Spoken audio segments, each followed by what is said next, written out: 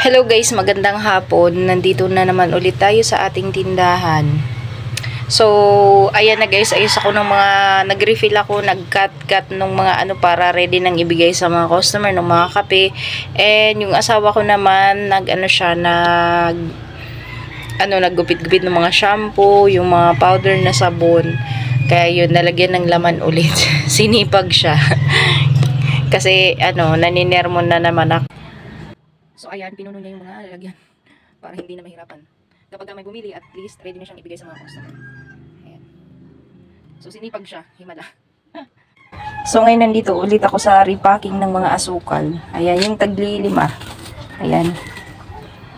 And dito ko siya kinikilo. Siniset ko lang kung ilang kilo. And then, ayan. Ito yung tagli 5 piso. Kasi maraming bumibili ng tagli 5. Wala na kaming stock. So guys, ayan. So nagpabili ako dun sa sa bayan ng mga groceries. Yung sabi ko nilista ko nung umaga. Dumating na, kaya inayos namin. Super init pa rin. Ayan. Super init sa pakiramdam. Kahit na umulan, ang init-init pa rin. So ayan.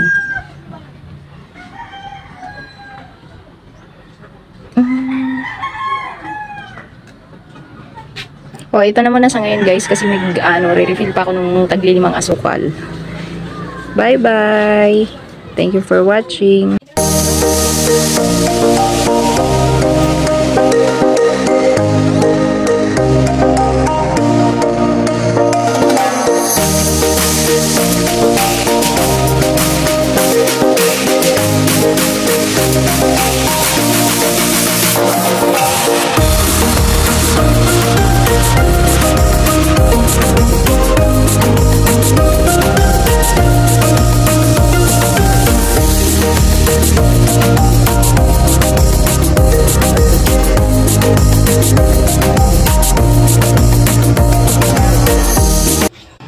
So, habang wala pang customer is nagugupit-gupit muna ako nito kasi wala na. Kasi ito, ang hirap niyang putulin.